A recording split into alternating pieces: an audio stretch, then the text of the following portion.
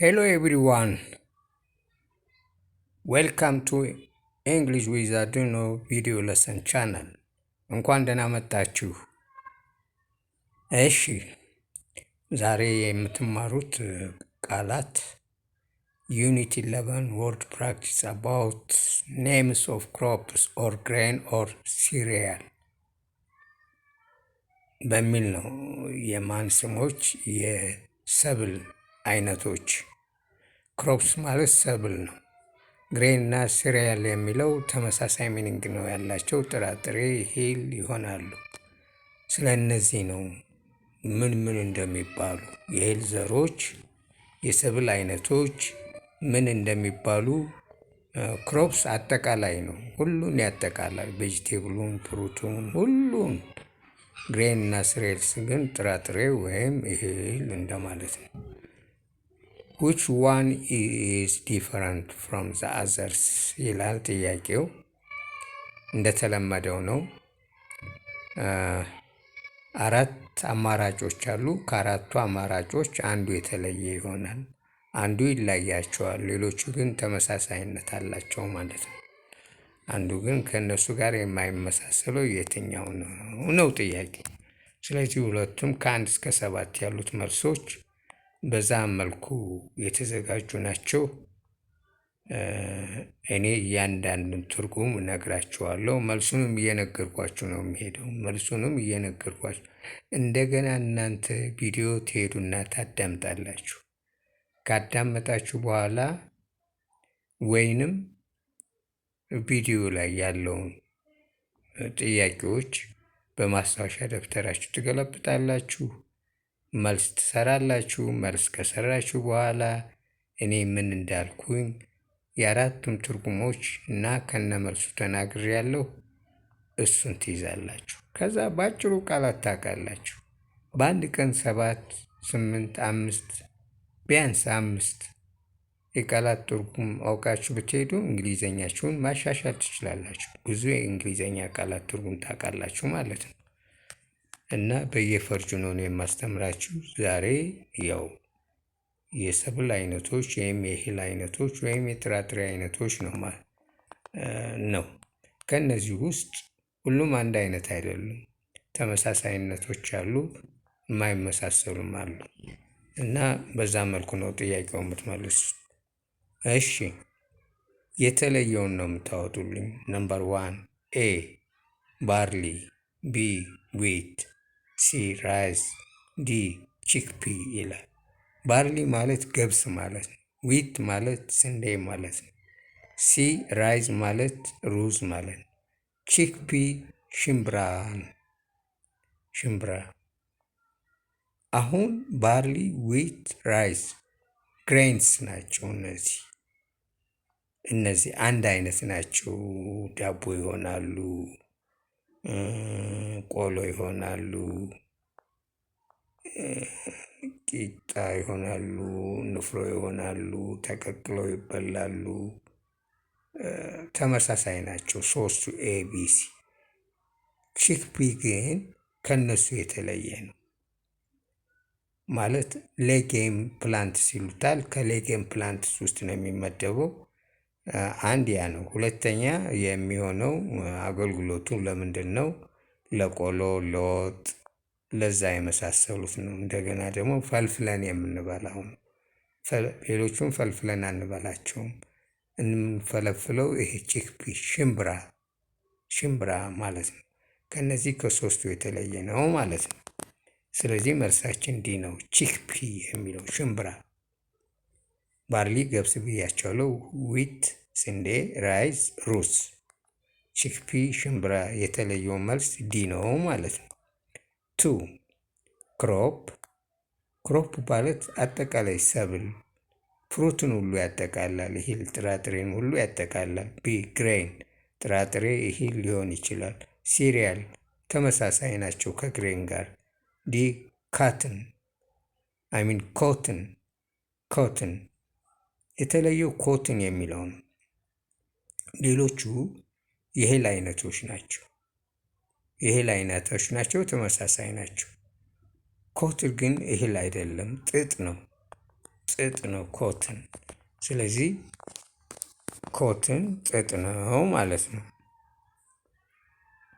ነምበር 3 ኤ ሜዝ በቆሎ ማለት ነው። ሜዝ።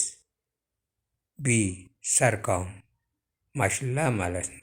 ሲ ሜሌት ማሽላ ነው። የተለያዩ የማሽላ አይነቶች አሉ። እንግዲህ ሰርጎም ይባላል፣ መሌት ይባላል። ሁለቱም ተመሳሳይ ናቸው ትርጉማቸው። ዲ ኒገር ሲድ። ኒገር ሲድ ማለት የቅባት እህል ኑግ የምንለው ኑግ ታውቃላችሁ። እንግዲህ ኑግን የማያውቅ ሰው ያለ አይመስለኝም። ሜዝ በቆሎ ነው። ሰርጎም እና ሜሌት ማሽላ ማለት ናቸው። ስለዚህ የተለየው ኒገር ሲድ የሚለው ነው መልሱ። ነምበር 4 ቢን። ቢን ማለት ባቄላ ማለት ነው። ፒ ማለት ደግሞ አተር ማለት ነው። ሌጌም ፕላንትስ ይባላሉ። ሲ ሌንተል ሌጌም ፕላንትስ ከሚባሉት የሚመደቡ ናቸው። እነዚህ የሚሆኑት ለወጥ፣ ለቆሎ፣ ለንፍሮ ነው አብዛኛው የሚሆኑት። ዲ ሶስቱ ተመሳሳይ ናቸው ማለት ነው። ዲ ሲሳም ይሄ ቅባት ነው፣ ሰሊጥ ማለት ነው ሲሳም። ስለዚህ መልሳችን ዲ ነው የተለየው ማለት ነው። ዲ ነው ማለት ነው የተለየው። 5 እንግባ። ቬጅ ጓያ፣ ሰርጎም ማሽላ፣ ሜዝ በቆሎ፣ ዲ ሚሌት ማሽላ። ሰርጎም እና ሚሌት አንድ ናቸው። የተለያዩ የማሽላ አይነቶች ስላሉ ሰርጎም ካል ሚሌት ነው፣ ሚሌት ካል ማሽላ ማለት ነው። ማሽላ ለብዙ ነገር ይሆናል። ለእንጀራ ይሆናል፣ ለጠላ ይሆናል፣ ለገንፎ ይሆናል፣ ለብዙ ነገር ይሆናል። እሺ ሜዝ በቆሎ ነው። በቆሎን የማያውቅ ሰው የለም። ስለዚህ ከነዚህ ከአራቱ የተለየው ማለት ማን ነው? ቬጅ ጓያ። ይሄ ሌጌም እንደ ቢን፣ እንደ ፒ፣ እንደ ሽምብራ፣ እንደ አተር ከመሳሰሉት እንደ ምስር ከመሳሰሉት ነው የሚመደበው። ያው ሰዎች ሽሮ ያዘጋጁታል፣ ቆሎ ያደርጉታል፣ ዳቦም ቂጣም ያደርጉታል፣ ለከብቶችም ምግብ ይሆናል። ቬጅ ጓያ የምንለው። እሺ ብዙ ጊዜ ጓያን የማታውቁ ሰዎች ያላችሁ እንግዲህ ወላጆቻችሁ ወይም ጓደኞቻችሁ እንዲያስረዷችሁ ጠይቋቸው። ነምበር 6 ኤ ሊንሲድ። ሊንሲድ ማለት ተልባ ማለት ነው። ቢ ሰንፍላወር ማለት ደግሞ ሱፍ ማለት ነው። ሲ ባርሊ ገብስ። ዲ ነት። አሁን ሊንሲድ፣ ሰንፍላወር፣ ነት እነዚህ በቅባት እህልነት ነው የሚታወቁት። የቅባት እህል ዘይት ይሆናሉ። ለዘይት ነው፣ ለሌላ ሳይሆን ለዘይት ዋና ለምግብ ማጣፈጫ ለወጥ መስሪያ ነው የሚሆኑት። እሺ ባርሊ ነው፣ ገብስ ነው። ስለዚህ የተለየው ባርሊ የሚለው ነው፣ ገብስ ነው ማለት ነው። እሺ ወደ መጨረሻው የመጣሁ ነው። ነምበር 7 ኤ ፊንገር ሚሌት። ፊንገር ሚሌት ማለት በሀገራችን ዳጉሳ ይባላል። እንደ ጤፍ አይነት ነው።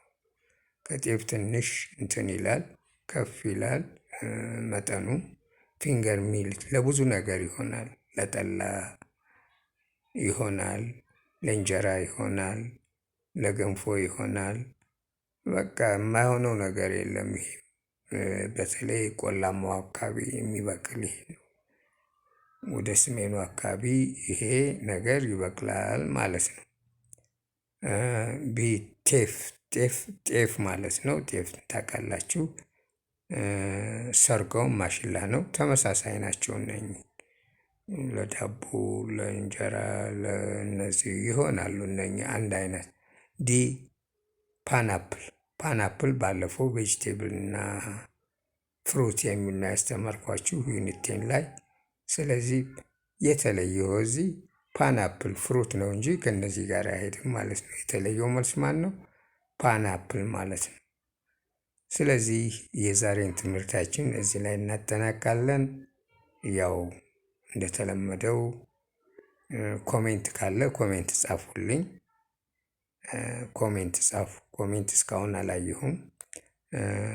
ያው ላይክ፣ ሼር እና ሳብስክራይብ አድርጉ ለሌሎች እንዲደርስ ትምህርቱ ለሌሎች እንዲደርስ እንደሱ ታደርጉ ጥሩ ነው። ደጋግማችሁ ቪዲዮውን እዩ። See you until you meet for the next video lesson channel English with Adeno. Bye bye.